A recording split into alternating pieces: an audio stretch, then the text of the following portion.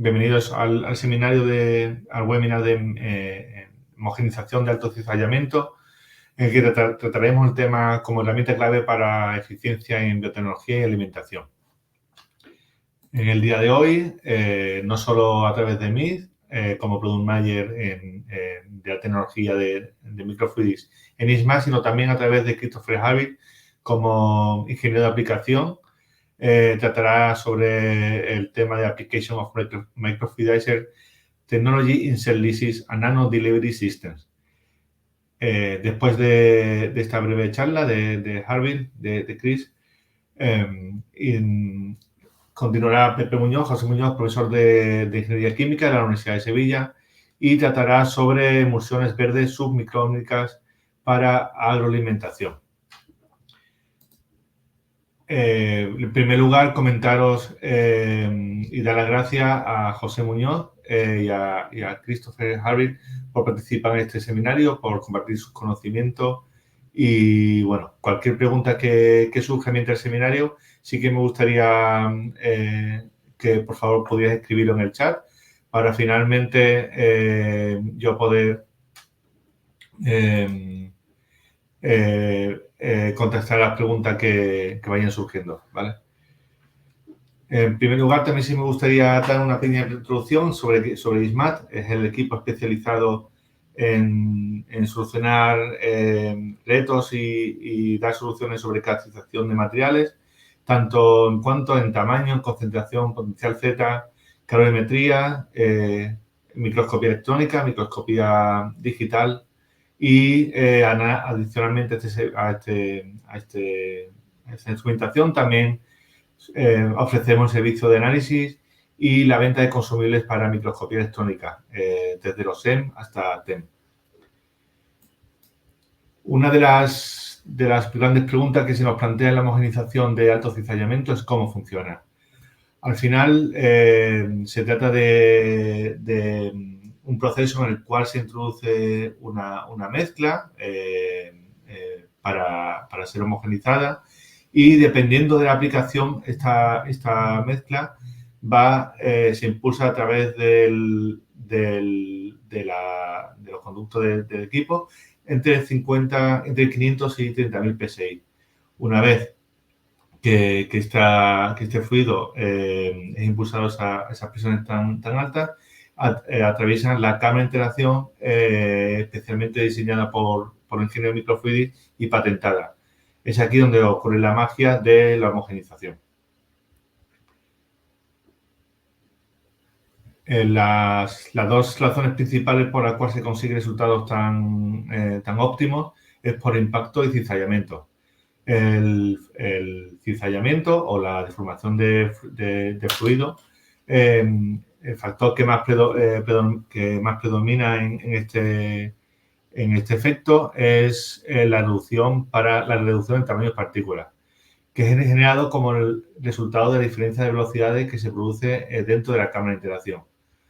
Otro de los efectos que se produce es la fuerza de colisión o impacto y son generados cuando este fluido choca contra la pared de la cámara y se produce esa disminución del tamaño de partícula deseado. Es lógico pensar en que a medida que aumentamos la presión de trabajo, aumenta el cizallamiento.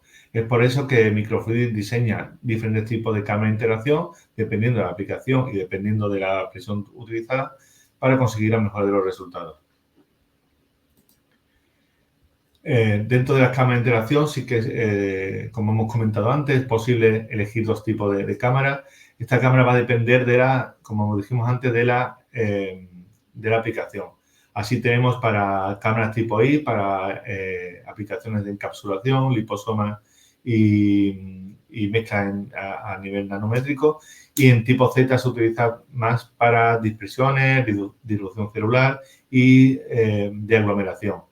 El diseño de ambas cámaras se difiere en las zonas de cizallamiento. En el caso de la cámara tipo I, se produce por dos zonas de impacto diferentes.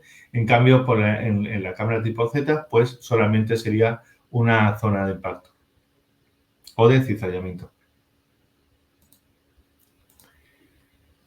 Dependiendo de la aplicación o dependiendo del tamaño de partícula inicial, el tamaño de fibra, dependiendo de la aplicación en la que se esté tratando, dentro de cada tipo de cámara podemos utilizar una u otra dependiendo eso, del tamaño para evitar posibles atascos que pudiera ser. Microfluidics no da el valor del diámetro interior de la cámara, pero sí es elegible el tamaño inicial de la cámara en tanto en cuanto al diámetro. Cabe destacar que para cada cámara de interacción, nosotros desde ISMAT, también desde Microfluidics, acompañamos siempre para la elección de la cámara adecuada e incluso intentar buscar diferentes aplicaciones que pudieran aplicar a esa misma cámara. Una de las peculiaridades o de las bondades que ofrecen la tecnología Microfluidics es la escalabilidad desde escala de laboratorio hasta escala de producción.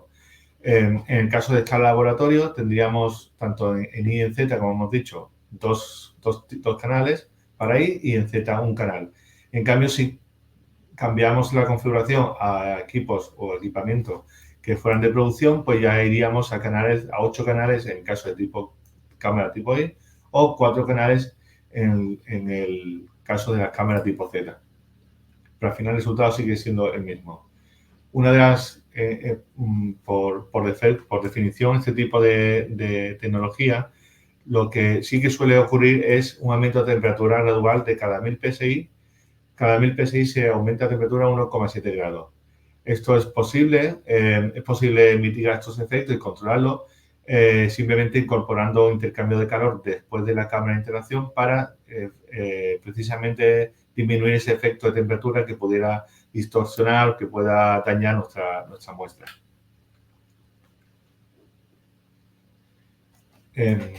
Se habla a menudo de homogeneización a alta presión, pero no olvidemos que al final la tecnología de Microfluidics se basa en una tecnología más en el cizallamiento, en reducción de tamaño de partículas por cizallamiento que por diferentes técnicas como homogeneizadores de alta presión. Y esto se traduce, al final, en que los equipos de Microfluidics consiguen mejores resultados que cualquier técnica comparable en el mercado de cualquier técnica de homogeneización gracias al cizallamiento. Esto se puede ver de manera muy gráfica en este dibujo, en el que al final el cizallamiento conseguido por los equipos Microfluidics pues son fácilmente visibles y superiores a lo que puede ofrecerte cualquier homogeneizador del mercado. La uniformidad es otra de las ventajas con respecto a otras técnicas que podemos encontrar en este tipo de técnicas con el objetivo de conseguir una emulsión estable en el tiempo. Se puede conseguir o se consigue distribución de tamaño de partículas más estrecha que la que podemos obtener con los homogeneizadores convencionales. Y esto pues ayuda muchísimo a la estabilidad de la emulsión que se esté tratando. Como dije antes, no solamente los equipos de Microfluidics podemos encontrar cada laboratorio desde volumen desde 1 hasta 26 mililitros, sino como volumen mínimo de muestra, sino que también los resultados son escalables. Es decir, el resultado que podríamos tener con equipo de laboratorio, como podría ser, por ejemplo, el equipo M110H, con equipo de laboratorio especialmente diseñado para cumplir normativas farmacéuticas con GMP, puede obtener y obtiene los mismos resultados con equipos más de producción. Esto quiere decir que si nosotros tuviéramos, en el caso de una producción que nos interesaría escalar, no sería necesario tener que volver a repetir todos los test anteriores para conseguir esos resultados. No solamente, como hemos estado comentando, solamente podemos obtener o podemos echar mano o podemos adquirir un equipo que fuera de escala laboratorio que podemos encontrar desde 2,6 mililitros, de 2 a 6 mililitros en el caso del LV1, o en el caso del M20 en adelante de 30 a 36 mililitros como volumen mínimo de muestra. A escala piloto ya encontramos volumen en torno a 100, desde 100 mililitros hasta 1,5 litros como volumen mínimo, y a escala de producción ya encontramos el modelo M700, en el que ya, es capaz de procesar hasta a menos 5 litros de volumen. Los mayores campos de aplicación que aplicarían a este tipo de técnicas, a muy grosso modo, quizás luego Chris y José Muñoz podrá dar más detalles sobre una aplicación concreta, pero a muy grosso modo los equipos de microfluidics son perfectos para la producción de emulsificación, una de aglomeración, incluso dilución celular.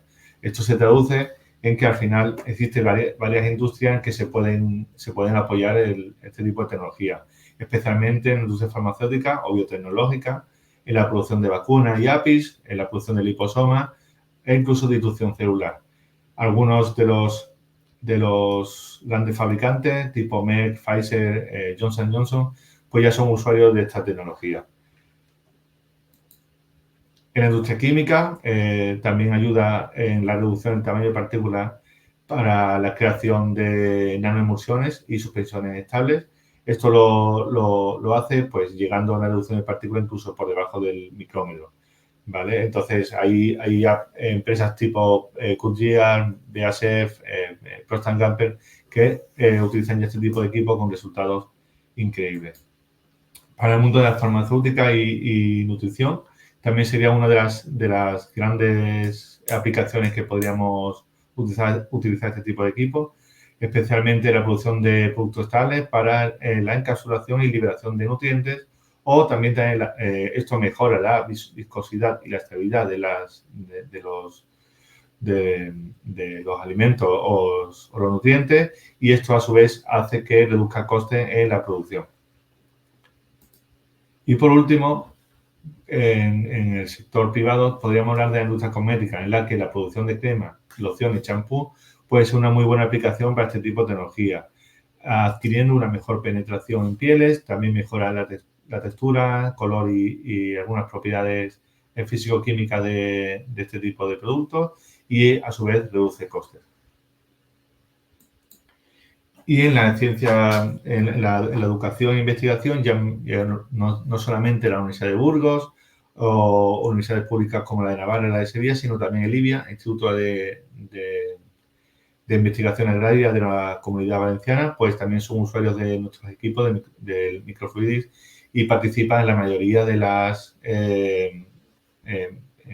publicaciones científicas que van produciendo a lo largo del año. Hasta aquí sería mi presentación y me gustaría dar paso ahora a Christopher Harville. Antes recordar que si tenéis alguna pregunta, por favor, id escribiéndolo sobre el chat, y al final del webinar pues trataremos de responder a todas. Harville, please, could you continue your presentation?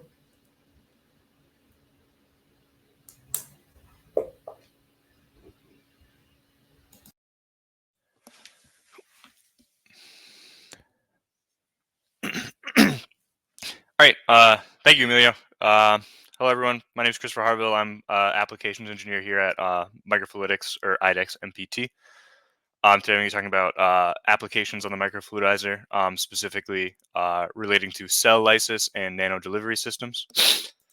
Emilio went over the technology, so I'll just briefly go over some relevant portions. For the applications I talk about today, all of the cell disruption applications will be using this Z-style chamber, whereas most of the nanoparticle delivery systems will be using this Y-style type chamber. Here at Microfluidics, we excel at a vast amount of applications. Today I'll be talking mostly about nanoemulsions, liposomes, and cell disruption. We also do other applications such as molecular weight reduction, deagglomeration, polymer nanoparticles, and such. And then, as Emilio said, one of our big draws is the guaranteed scale up due to the uniform processing both on the lab scale and the production scale. So the first applications I'm going to talk about today are going to be cell lysis applications. Cell lysis is generally done on cells who have been engineered to produce certain enzymes, proteins, or other products, but that are not able to express these extracellularly. Since these products are usually produced within the cells, you need to rupture them or lyse them to get those products out. Quite often, E. coli or yeast will be used. Some mammalian cells will be used. There are applications in many sectors, from pharmaceuticals to food and nutraceuticals. The three main types that I'll be talking about today are bacteria cells, specifically E. coli, as well as yeast, and then mammalian cells. For bacterial cells, these are the most common used system for producing recombinant proteins. This is due to the fact that they're relatively easy to manipulate and pretty inexpensive. They also have extremely high growth rates, so you're able to produce quite a lot of those proteins. The most common that we see or that our customers use is E. coli. E. coli will usually require medium to high shear rates, and we can typically achieve close to a 90% lysis rate after only one pass through our systems. So the case study I'll be talking about today for E. coli was done here in Massachusetts with a local university called Tufts. We worked with some students and professors there to evaluate optimal conditions for shearing W3110 E. coli cells to recover OPH, or organophosphate hydrolase. The methodology of this case study was relatively simple. We had the partners at Tufts University grow some cells, specifically those W3110 E. coli cells. We then took those to our machine, and we ruptured them at various conditions, specifically 3 different pressures, 16,000, 20,000, and 23,000 psi for 1 and 2 passes. And then we brought those lysed cell samples back to Tufts for them to do an enzyme activity assay, as well as some microscope imaging. As you can see in the microscope imaging below, before and after processing, there really isn't any visible intact cells after processing. Most of what can be seen is really just that cell debris, meaning that we hit probably close to 99 to 100% lysis rate with these conditions. Looking at the enzyme activity assay above, you can see that the highest recovery was at 2 passes after processing it for at 20,000 psi after processing for 2 passes. You can see that processing at 23,000 psi slightly lowered the enzyme activity. This is due to the fact that too much shear on especially E. coli cell can eventually start to denature proteins that you may be trying to recover. Just going to show that there is an optimal pressure range for specific cell types. Next up, we have yeast cells. These are also a quite good system for producing proteins. Yeast cells are typically chosen because they're able to produce relatively complex proteins and can usually grow at pretty fast rates and express lots of the protein. The only downside to yeast is they typically can be hard to rupture. They are one of the toughest to rupture cells that we work with. Here we have an example of one type of yeast cell, specifically Pichia pastoris. This is on the easier end of the spectrum to lyse for yeast cells. This particular sample was processed at 30,000 psi, the maximum that our machines can reach um, for one pass. And as you can see from the before and after pictures, there are still some intact cells, but we are hitting close to that, probably 95 to 99% lysis. In contrast, this second yeast sample, S. pombe, it is a much harder cell to lyse. This was also processed at 30,000 psi, but did use a slightly smaller chamber, so it was processed at a higher shear. But even with that higher shear, it still required close to 10 passes before we were able to really reach an equivalent processing to the previous sample.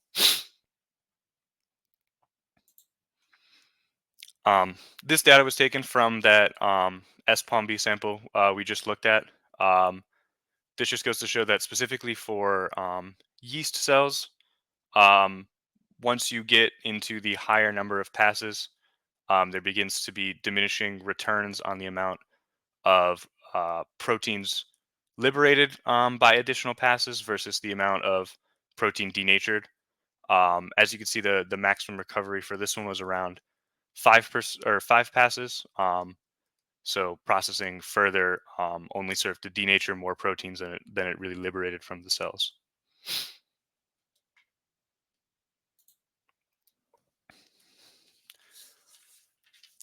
Then for the final cell type we have to talk about, we have mammalian cells. Mammalian cells are typically used to produce AAVs, or adeno-associated viruses. These are a popular delivery method for nucleic acid-based therapies or vaccines. They can be expressed either in mammalian or insect cells. Typically, mammalian will be used. And once they have been expressed in the cells, they will require harvesting either through more typical methods like freeze thawing or chemical lysis, or in our case, a more mechanical lysis method.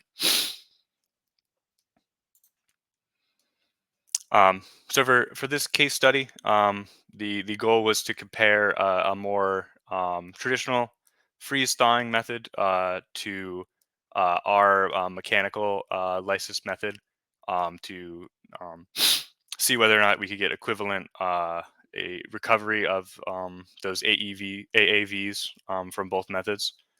The methodology used was relatively simple. AAVs were expressed in some HEK 293 cells, and then suspended in buffer. We then freeze thawed one sample. We did 5 cycles of freezing in dry ice and then thawing to around 37 degrees Celsius. And then for the microfluidizer processor, we just passed the mammalian cells through one time at 4,000 psi in one of our larger 200 micron chambers. As you can see from these images above, the sample before and after lysing, there is a pretty significant difference. After lysing, not many intact cells can be seen. It's mostly cellular debris, meaning that most, if not all, of the cells were completely lysed after just one pass through the microfluidizer processor. Looking down at the vector genome data, we can see that the microfluidizer processor is actually able to recover even more of those AAVs than the freeze thawing method. And taking into account the speed of the microfluidizer versus the freeze thawing method, we were actually able to um, recover about 50% more in about 20% of the time compared to the traditional lysis method.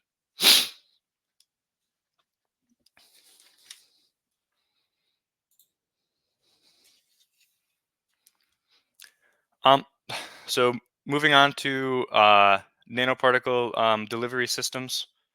Um, Nanoparticle delivery systems have a lot of benefits when compared to more conventional drug delivery methods.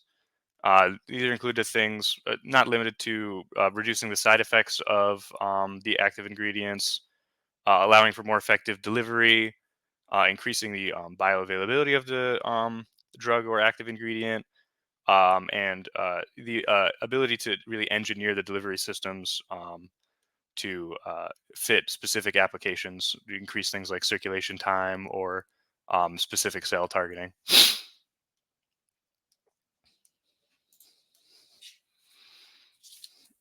For the nanoparticle delivery systems, I'm going to be talking about a few.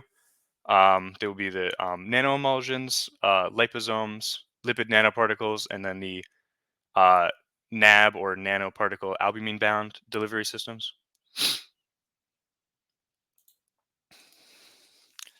So nanoemulsions is one of the most common applications that we see here. It's used in pretty much any or pretty much all industries. Um, a nanoemulsion is simply the mixture of two or more inadmissible fluids. It typically will be oil and water mostly.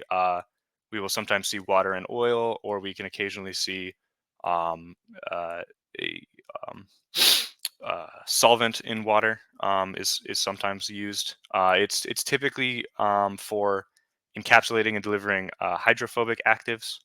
And on top of the oil and water, it also requires some sort of stabilizer, whether it be a surfactant or an emulsifier. The typical applications will be API delivery or vaccine adjuvants. It's also quite common in cosmetics and occasionally in some nutraceutical applications.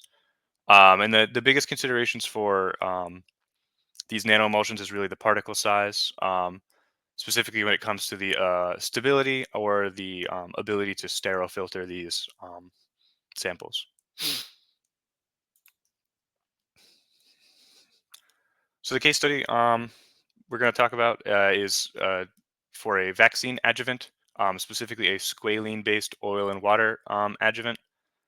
Um, this case study was done with a partner during the pandemic. It was done in response to a need for an increase in the amount of doses that this partner could manufacture. They needed to manufacture up to 50 million in just within 3 months. And their main criteria were to maintain their particle size of about 100 nanometers, and they had specific oil and excipient concentrations that they needed to keep, as well as wanting a homogeneous appearance of the sample. So the first step we did was to try and optimize their process. They initially started processing, or their current process was using about a 4% oil formulation, and they were processing this for 10 passes to get to the size goal that they needed. Through optimizing things like chamber selection and pressure settings, we were able to actually up that oil percentage to 30% and reduce the number of passes to only 2 to hit that required 100 nanometer average size. Um, so after optimizing this process, we significantly reduced the time it took for them to produce these batches. Um, Once we had done those smaller scale tests on our pilot processor, the 110EH, we had to scale it up, obviously, to a more production size, the M7250. That's jumping from about a 300 milliliter a minute machine to up to a 5 milliliter a minute machine. Um, as you can see from the data over here, the um, first, second, and third pass sizes for the 110EH and the 7250 are pretty much equivalent. There are some very moderate differences, but for the most part, it's identical processing on both of those machines.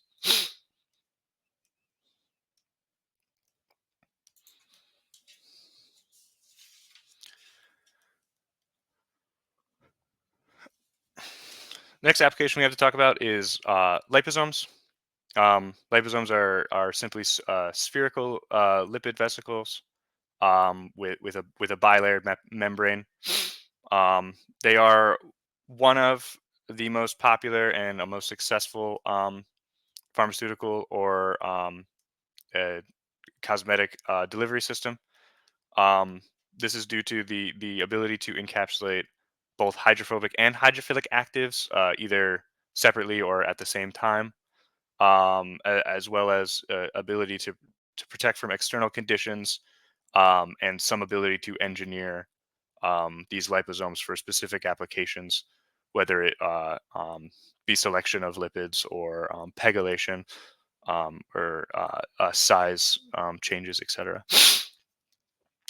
Typically, we'll see these in API delivery or vaccine adjuvants, much like the emulsions, but they can be quite common in cosmetics or nutraceuticals as well. So the case study that I have for liposomes was done by the University of Strathclyde. Um, the goal of this case study was to address a large challenge in manufacturing of liposomes. If you're unfamiliar with the standard practice for creating liposomes, it's known as thin film hydration.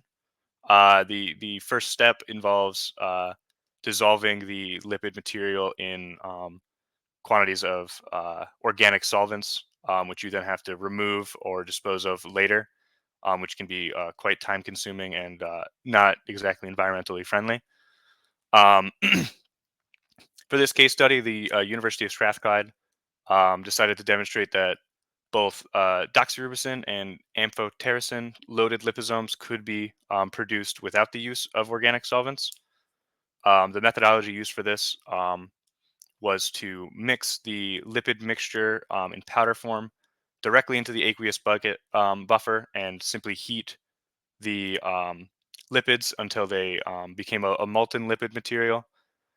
This allowed large lipids to be formed and then size reduced by high pressure homogenizing through a microfluidizer processor. Um, After processing, they did some purification steps as well as sterilization. And the main goals were to achieve small particle size and low dispersity, as well as getting relatively high encapsulation for those two drug products. So this is the data that the University of Strathclyde was able to collect from this case study. As you can see, they tested a variety of conditions. They did 18,000 psi and 20,000, both for 2 and 3 passes. Um, as you can see, the size goals and polydispersity goals were achieved in all 4 samples, most of them being right around that 100 to 110 nanometers. And they also achieved quite high drug loading in all 4 samples. In addition to testing these 4 conditions, they also tested using the solvent-based or more typical formulation method for liposomes, and were actually able to get slightly higher drug loading in the solvent-free method. The solvent-based was only able to achieve 91, while the solvent-free was able to achieve 95% in this study.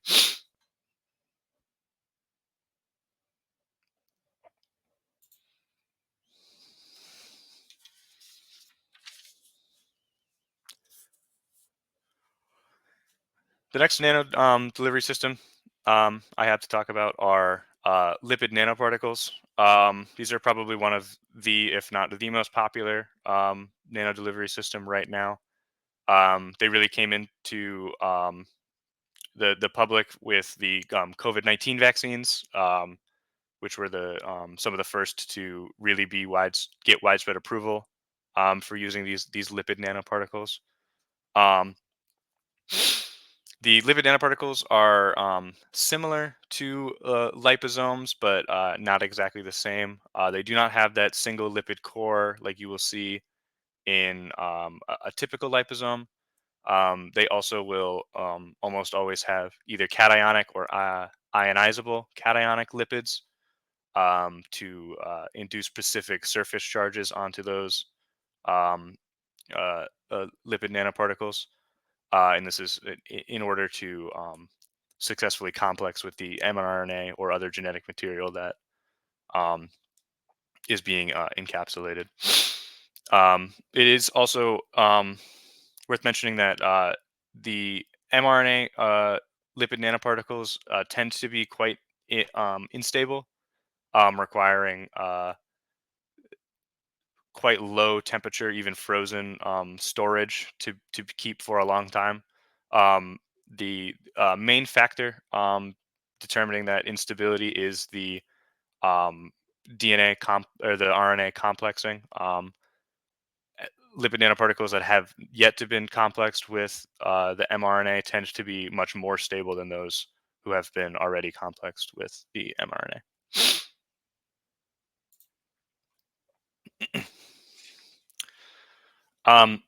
The typical method that you may be familiar with for creating these lipid nanoparticles is known as the bottom-up method. It is not the method that we use. It is sometimes known as microfluidic mixing, T mixing, or lab on chip are some common names for it.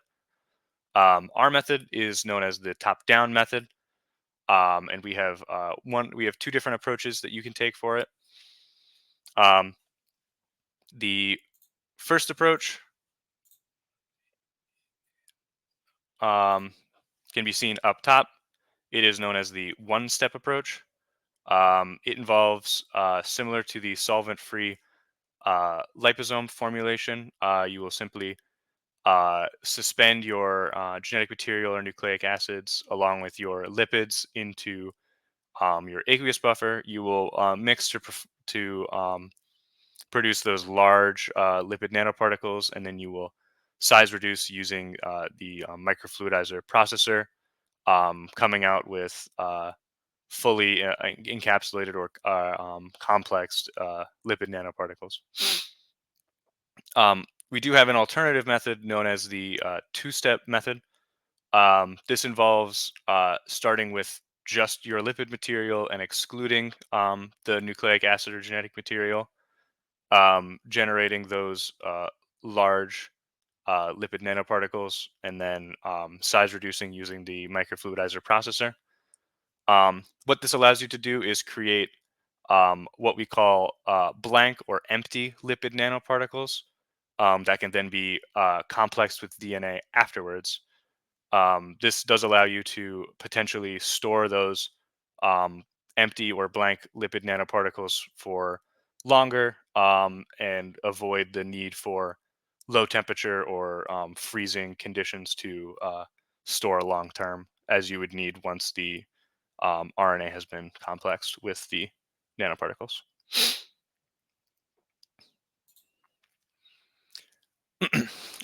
So this is another case study that was done by the University of Strathclyde. It is simply evaluating whether or not equivalent results can be achieved using the one and two-step method. Up top, you can see the data from the two-step approach. The N and P ratios simply are labels for different formulations used for generating those lipid nanoparticles. It's a ratio of the genetic material to the lipid selected. The NNP ratio of 0 would be the blank lipid nanoparticles with no genetic material. And then the 2, 4, 6, 8, and 10 would be encapsulating with different amounts or different types of genetic material. On the bottom, we can see the one-step approach. This used a formulation equivalent to 4 on the two-step approach. Comparing those two, we can see that the two-step approach was able to achieve about a 115 nanometer particle with close to 98% DNA loading, while the one-step approach was able to achieve around an 150 nanometer particle with, again, the 98% drug loading. So just goes to show that equivalent results can be achieved using both the one-step and the two-step method.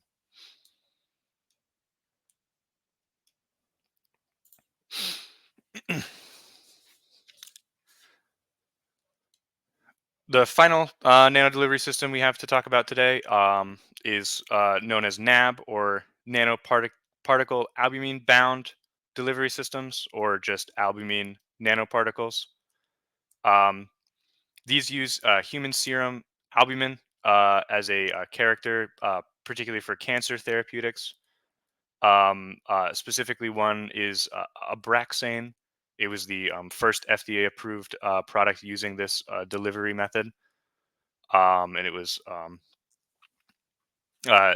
formulated using paclitaxel, which is a chemotherapy drug.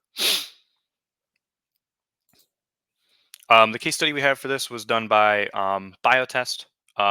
They wanted to test formulating different NAB particles, which were formulated from different human serum albumin sources. The methodology they used was known as emulsion evaporation.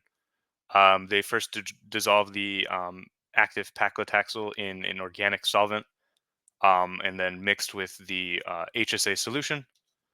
They then mixed and homogenized the sample, and then they evaporated the solvents and purified and filtered it downstream to end with the NAB particles. Two different sources of HSA was tested in this case study. The first one was plasma-derived HSA. This is human serum albumin taken directly from human plasma, and the other one was recombinant HSA, which is the more typical or standard HSA used. As you can see, a pretty equivalent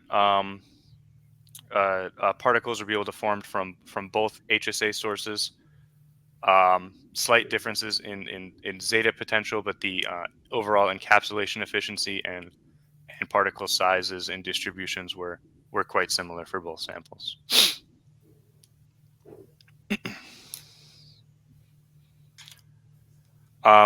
That is all I have. Thank you, everyone, for your time, and I can pass it off to Jose. Yeah, thank you very much, Chris. Thank you very much, Chris, for your amazing presentation. Now it's clear how the microfluidic plays a significant role in the delivery system, especially in the stability and the targeted delivery of the product. So thank you very much for the presentation. Now, José, ¿estás preparado?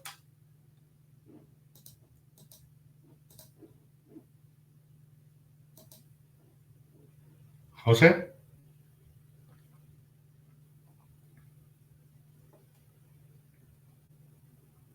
Vale.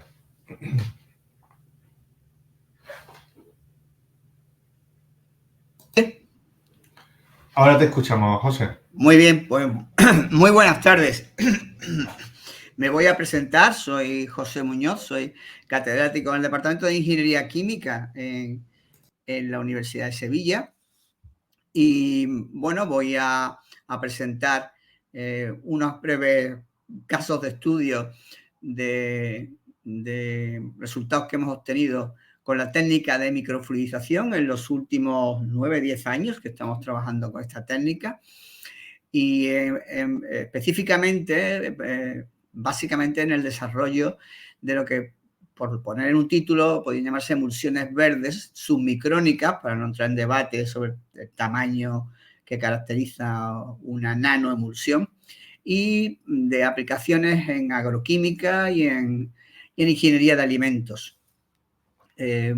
Como voy a dar unos cuantos ejemplos, si cualquier oyente quiere acceder al detalle de la producción de artículos que tenemos en este campo, pues aquí dejo una dirección de hoja web donde podéis encontrar esos artículos, no solo los míos, sino los del grupo de investigación.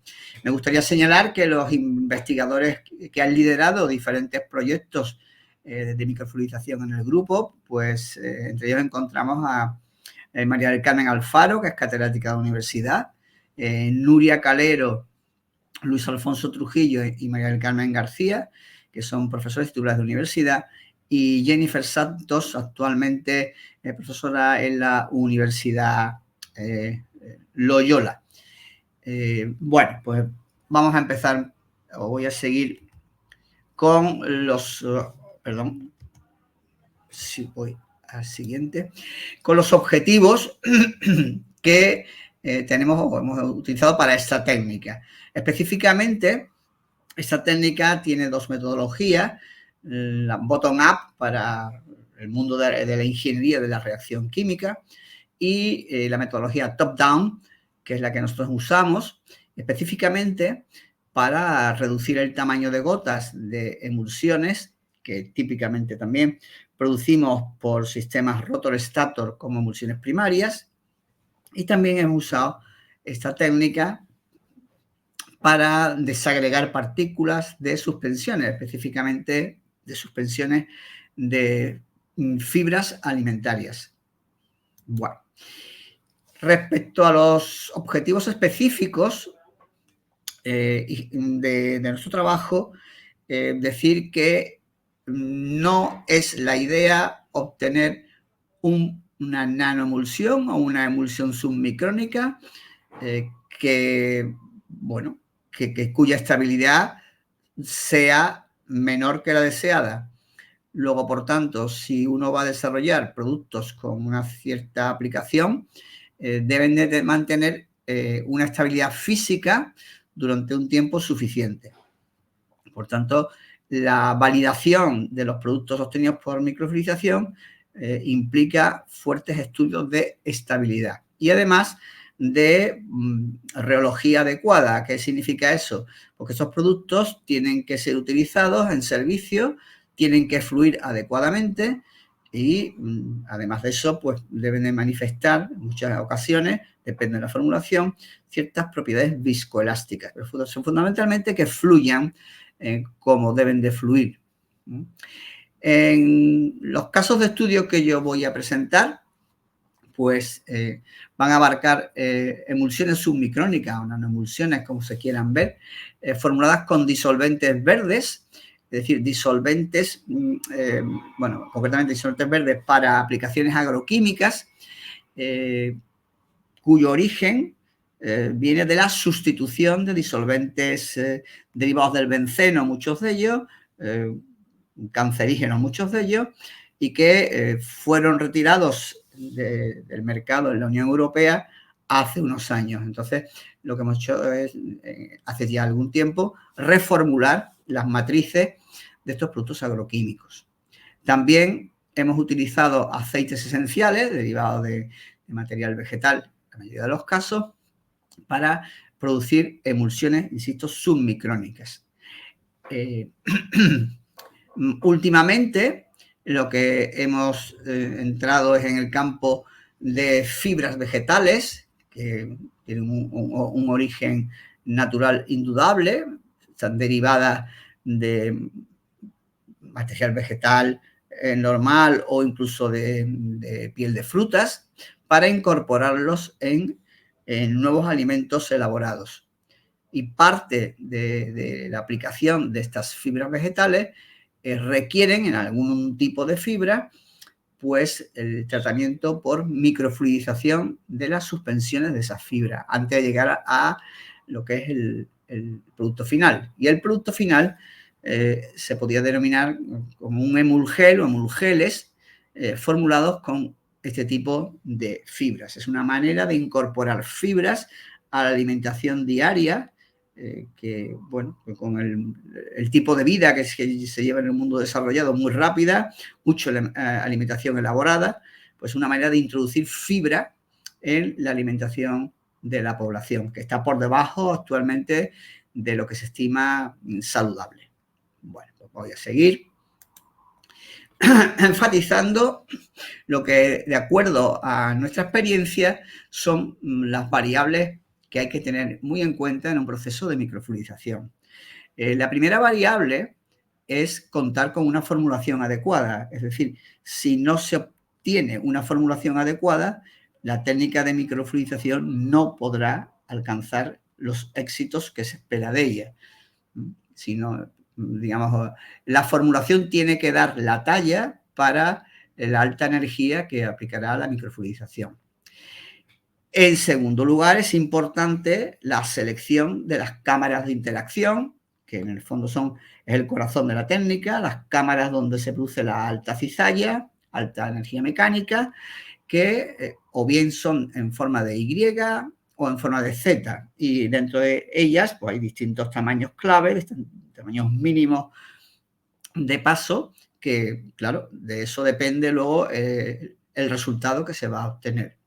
Lo que he subrayado, he resaltado en amarillo, para mí son las variables más importantes, no es que las otras no sean importantes.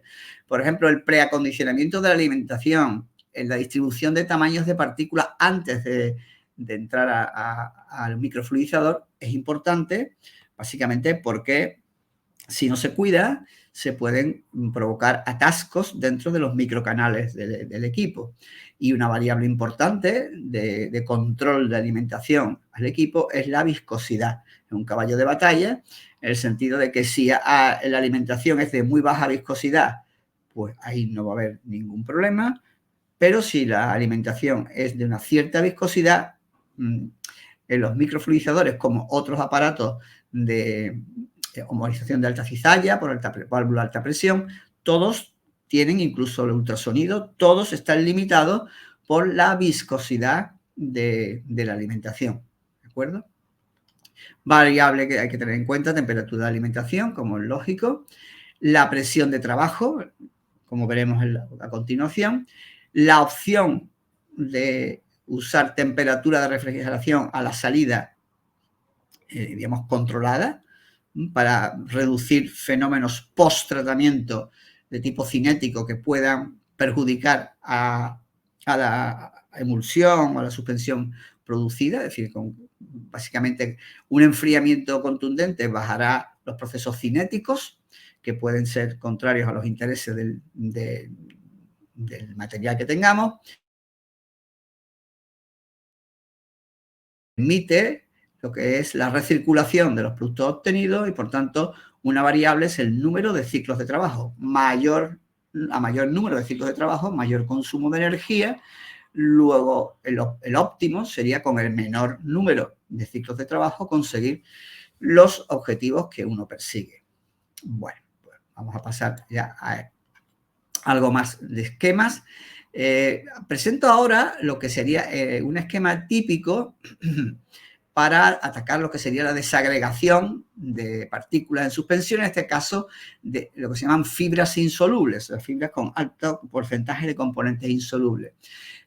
Son básicamente fibras de origen vegetal, por ejemplo, de guisantes, o de la piel de frutas, por ejemplo, de piel de cítricos, de indudable carácter natural, que se desagregan primero poniéndolas en suspensión acuosa, que es el medio típico de un producto de tipo emulsión aceite en agua, y la fase primera es un primer tratamiento, como se ha visto anteriormente, de pre-homogenización, típicamente con equipos de tipo rotor-stator, también valdrían mezcladores incluso de menos energía, depende del producto con el que uno esté trabajando.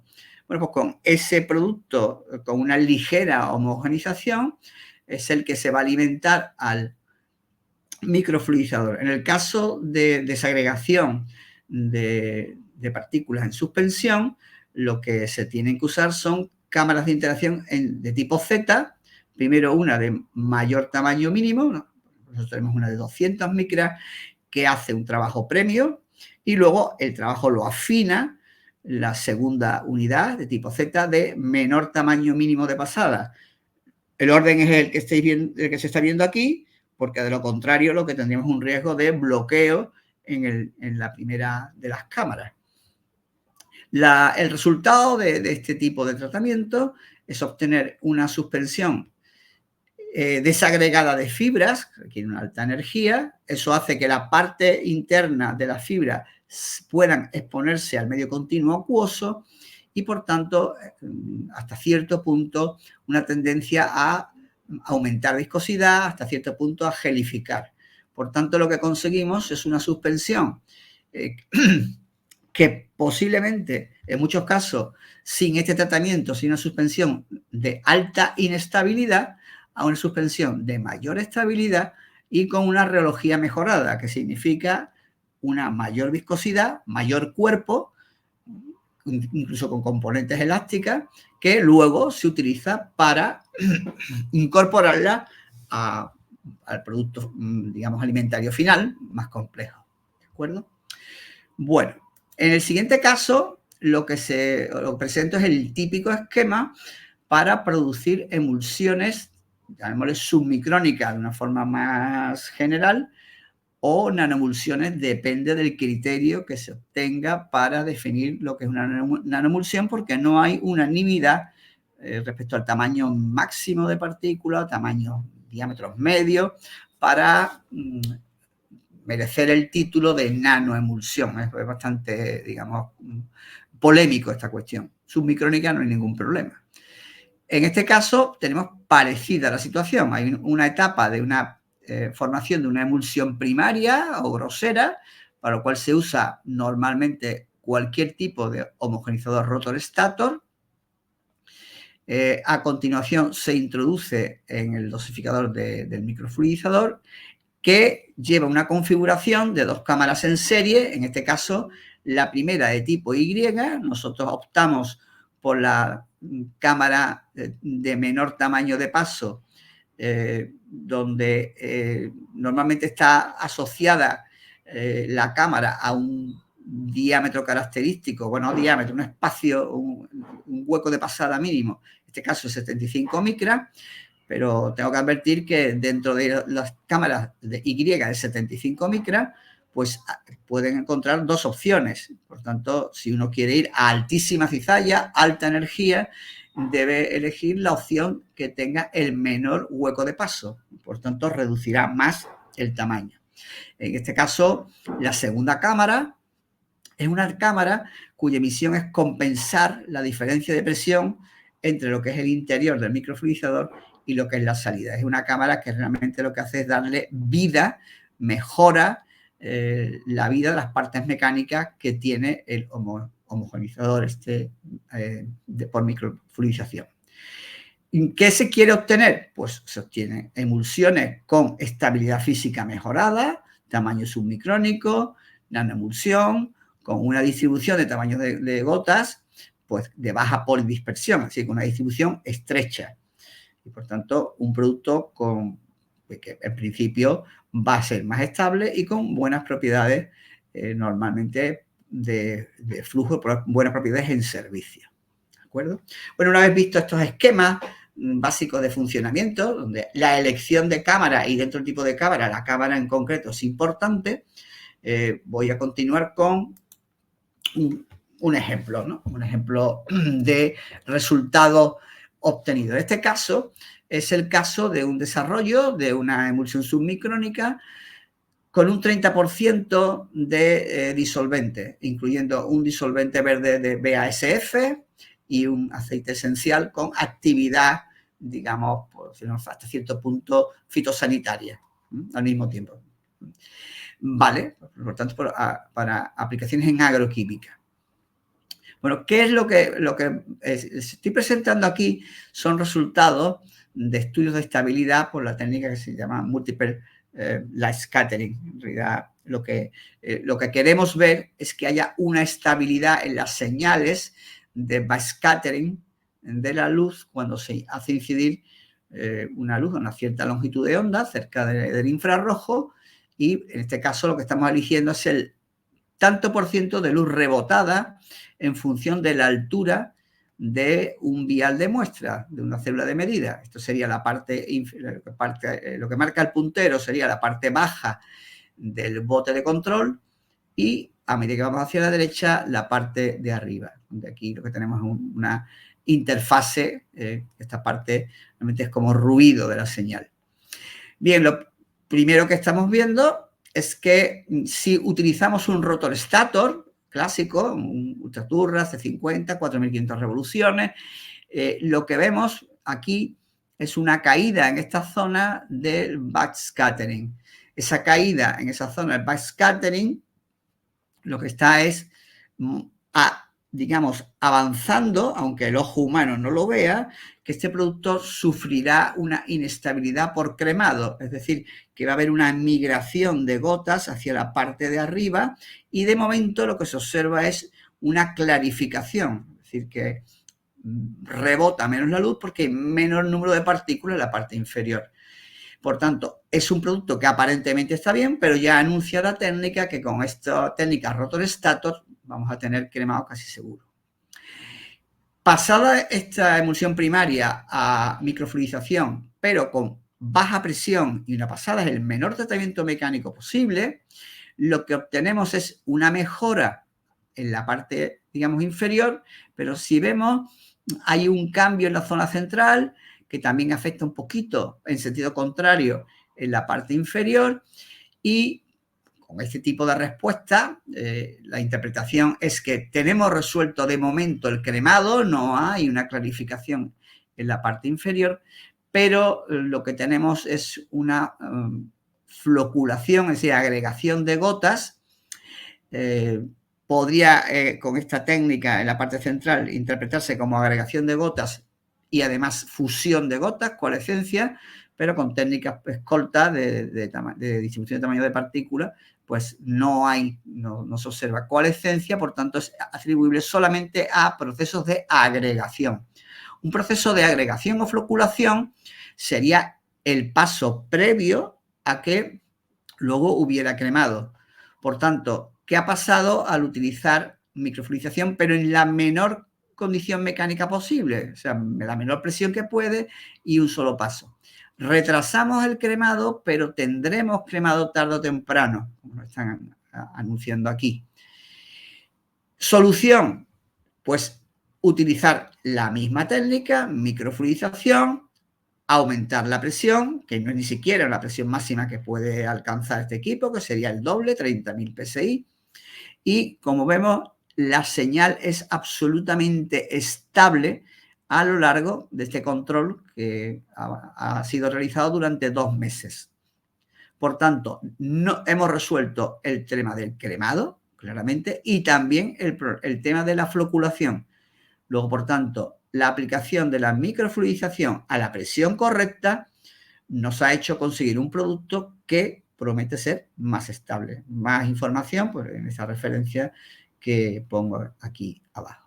Bueno, vamos a ver algún otro caso de estudio.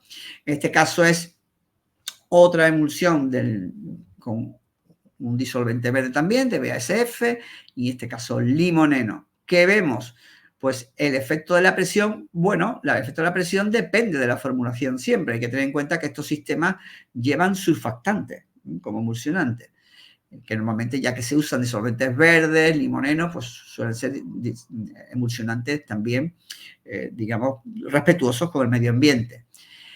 ¿Qué es lo que vemos aquí en color rosa? Pues lo que sería la preemulsión, lo que podría dar un equipo de tipo rotor stator. Y vemos un desplazamiento de la distribución hacia la izquierda cuando se usa la microfluidización, pero no vemos un efecto de presión aparentemente dramático. No hay una bajada continuada de la distribución.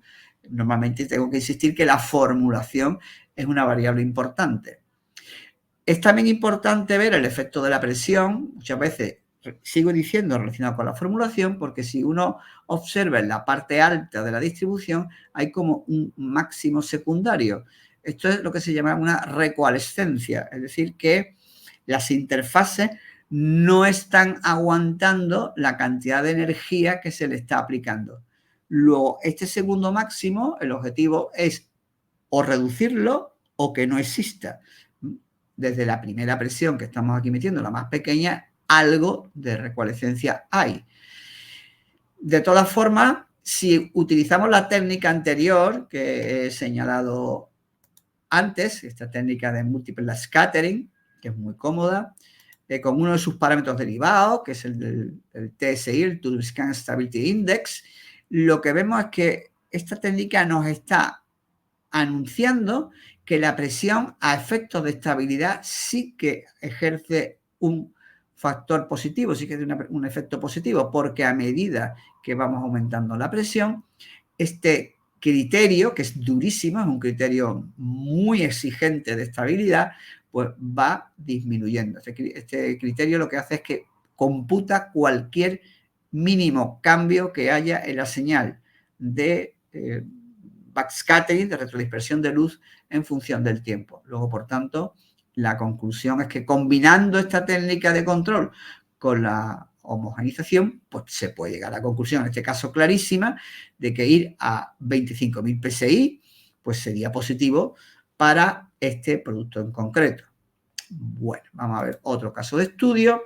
En esta diapositiva que estoy mostrando ahora, lo que hago es una comparación de la técnica de microfluidización frente a la de ultrasonido, en los equipos a escala de laboratorio. Y está comparada para la producción de una salsa fina para veganos. Es decir, una salsa fina, para entendernos, es como una salsa ligera, una mayonesa muy ligera, semifluida. El contenido en aceite es del 20%, lo que es una emulsión ya concentrada, aceites ricos en ácido graso omega 3 y luego bueno, lleva otros componentes que no es el caso señalar aquí. En rojo lo que vemos es la distribución de tamaños de partículas de gota que sostiene con el microfluidizador y en negro la distribución de tamaños de gota que sostiene con el equipo de ultrasonido. Como se está viendo, la distribución del microfluidizador está más hacia la izquierda, por tanto a menores tamaños, y es más estrecha que la del ultrasonido. Hay que decir que a la hora de contemplar variables de ingeniería, el ultrasonido requiere ya a escala de laboratorio un mayor tiempo de operación por lote y requiere temperaturas de refrigeración mucho más bajas que el equipo de microfluidización. Por tanto, implica un aumento de coste. Con respecto a parámetros que resuman las distribuciones, pues típicamente se suelen dar parámetros de diámetro llamado de Sauter, que es inversamente proporcional a la superficie específica de las partículas. Tiene mucho peso para ese diámetro lo que ocurre en la parte inferior de la distribución. O un diámetro volumétrico, que es más bien la parte central la que manda, y el span es una variable relacionada con la anchura de la distribución. Como estamos viendo, el equipo de microfluidización, pues depende del criterio que uno quiera, quizás sea el más justo el diámetro volumétrico, pues tenemos unos 210 nanómetros de diámetro medio, si cogiéramos el diámetro superficie y volumen, que son 151 nanómetros, y un span de 1,6, que evidentemente se podría, digamos, intentar mejorar, estrechando todavía más la distribución. Eso implica más juego de influencia de número de pasada, de presión, etc. La técnica de ultrasonido claramente da valores mayores y lo que sigo diciendo que el punto débil de esta técnica rival sería las molestias que implica durante su procesamiento, porque son equipos que se calientan muy rápido, hay que refrigerar, hay que frenarlo, parar, continuar, paradas y arranque y mayor refrigeración. Por tanto, es mucho más cómodo usar lo que es la microfluidización.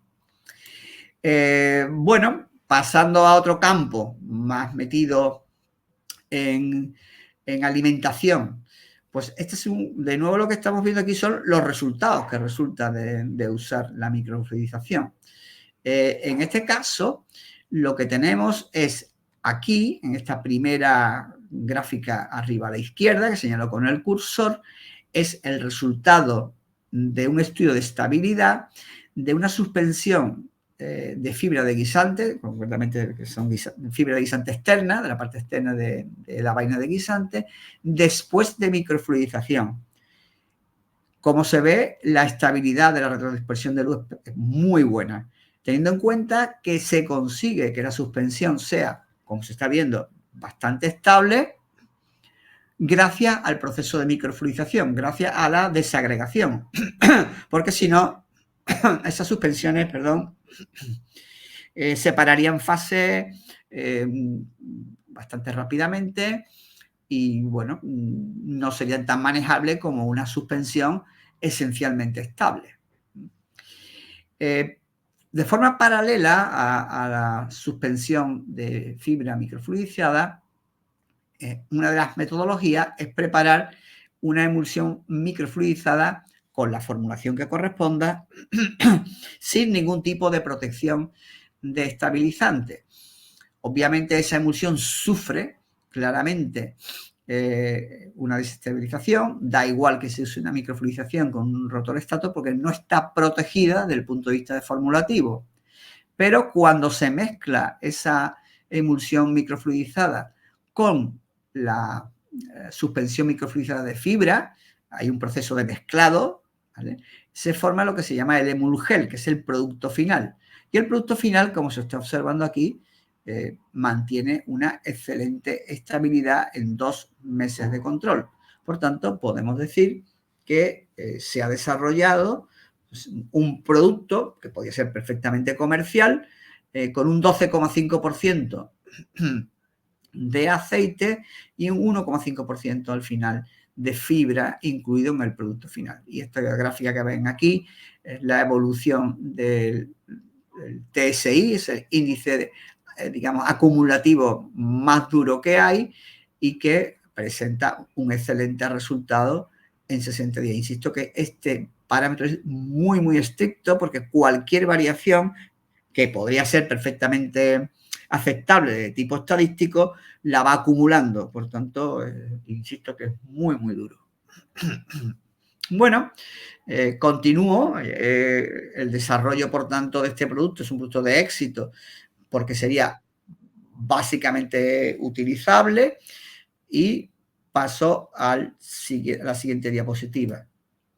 Bien, esa es una cuestión que también es interesante ver, que este producto no solo tiene una estabilidad física más que aceptable, sino que tiene propiedades en servicio, lo que se refiere a flujo, viscosidad, etcétera, bastante buenas. Hay que considerar, por ejemplo, esta gráfica que representa lo que es la viscosidad frente a la velocidad de flujo en cizalla, y lo que vemos es que el producto a velocidades muy pequeñas, cuando apenas fluye, es decir, lo que sería un producto sometido a campo gravitatorio en cualquier estantería de un supermercado, de una gran superficie, pues ofrece una viscosidad del orden de 650 millones de veces la viscosidad del agua a 25 grados, bastante consistente, pero que a la hora de fluir, fluye noblemente. Y aquí tenemos una bajada importante de viscosidad, de tal manera que a velocidades que serían propias de flujo de bombeo, desde tanques de producción a línea de envasado o lo que es el envasado en sí mismo, pues tenemos un producto que solamente nos ofrece una resistencia del orden de 100 veces la viscosidad del agua. Luego, por tanto, esto solo se consigue porque ha sido formulado como se ha formulado y producido como se ha producido gracias a la microfluidización de la suspensión de fibra. Bien, otra cuestión que es menos llamativa, pero que creo que merece la pena señalar aquí, es que la técnica esta de microfluidización se puede utilizar también para controlar el grado de depolimerización de un biopolímero, si uno quiere, o de un polímero. Es decir, lo que se está presentando aquí es un resultado de estudio de viscoelasticidad donde tenemos una disolución al 0,5% de un biopolímero que tiene mucha aplicación en construcción civil, la goma diután. Lo mismo que se ha hecho para este goma diután, que ya digo, de ingeniería civil, como complemento de cemento, hormigones, etcétera, se podría haber hecho con cualquier biopolímero conocido como estabilizante, por ejemplo, cualquier tipo de goma Santana, digamos, pasaría lo mismo, sería algo parecido. Y lo que vemos aquí es que hay un primer resultado en la zona alta, que es el resultado que ofrece la disolución con un mezclado estándar, es decir, con poca energía, lo suficiente como para que el biopolímero se hidrate y luego pues se disuelva bien. ¿Qué es lo que está mostrando? Cuadrados oscuros, símbolos rellenos, que marcan la componente elástica de esa disolución, y cuadrados abiertos que muestran que es la componente viscosa. Mayor elasticidad que viscosidad, más estructura y valores tendiendo a ser altos, comparado con lo que vamos a ver a continuación. Este es el resultado que daría esa disolución después de un tratamiento por microfluidización con el menor gasto de energía posible, es decir, la menor presión, 5.000 psi, y una pasada. Simplemente por ese tratamiento, el polímero baja sus señales de viscoelasticidad, baja su consistencia, por tanto, ahora domina la componente viscosa sobre la elástica, y por tanto, ¿qué es lo que estamos viendo? Que ante cualquier disolución de polímero para cualquier aplicación, podemos modular su descenso de peso molecular, podemos romper la macromolécula, digamos, al gusto, ajustarla como queramos en función, obviamente, de la concentración de partida y del tipo de biopolímero. Por tanto, podría ser aplicado también para proteínas, con lo cual podemos tener proteínas más ligeras, de menor peso molecular. Esas proteínas más ligeras, de menor peso molecular, pues tendrían mayor facilidad para, bueno, por movimiento mecánico, por fuerzas de convección, acudir a mayor velocidad a las interfaces de la gota, estabilizar las gotas y, por tanto, obtener emulsiones con menor tamaño de gota, porque se estaría modulando el tamaño de la macromolécula y, por tanto, la velocidad de llegada, que es esencial para cubrir las interfaces de fase aceite. Bueno, pues con esto termino lo que es una breve reseña de ya muchos años tratando esta técnica, un equipo que nos ha resultado muy rentable, muy duro, muy poco coste en función de su coste y sus años de mantenimiento, y solamente darles las gracias por su atención. Ya veo que cualquier detalle pueden ir a la dirección que he dado web y ahí pueden ver en detalle mucho más casos de estudio que los que he presentado aquí. Muchas gracias, nada más. Pues muchas gracias. Las gracias te las damos a ti, José, por tu ponencia. La verdad es que está bien ver, ¿no? No solamente desde el punto de vista teórico cómo funcionan estos tipos de equipos, sino también, ¿no? una aplicación real, y además que no es una, sino que son varias las que utilizan. Especialmente me ha gustado mucho la configuración que has hecho de las dobles cámaras en serie, ¿no? Ponías un caso de dos cámaras tipo Z, una tras otra, ¿no? Para evitar atasco y reducir tamaño de partículas hacia los valores deseados. Y luego también tipo I, ¿no? Mezclaste incluso Z e I, correcto, ¿no? YZ. Y Z, correcto. Sí. Y eso me parece muy interesante, ¿no? Porque al final sí que podemos encontrar varias soluciones. Especialmente en el valor TSI, yo ese no lo tenía en mente. Sí que, bueno, a la hora de optimizar un proceso, ¿no? Pues al final buscamos la precisión de trabajo adecuada versus número de pases, que ya sabemos que un equipo de microfluidos son pequeños. Y a veces puede parecer que aunque no haya diferencia de de la reducción del tamaño de gotas o de partículas, bien por la presión, sino se puede ver en otros valores como T6. Entonces me pareció muy interesante. A ver, quizás si hubiera una pregunta más. Elena da las gracias. Y si no hubiera ninguna pregunta, bueno, pregunta puede haber a posteriori, me refiero a una pregunta ahora sobre el chat, pues siempre podéis escribir un correo tanto a Ismat como a José Muñoz si tuviera ahí algún tipo de pregunta, algún tipo de sugerencia que podamos cumplir. Pues nada, muchísimas gracias y nos vemos en la siguiente sesión. Bueno, gracias, buenas tardes. Adiós.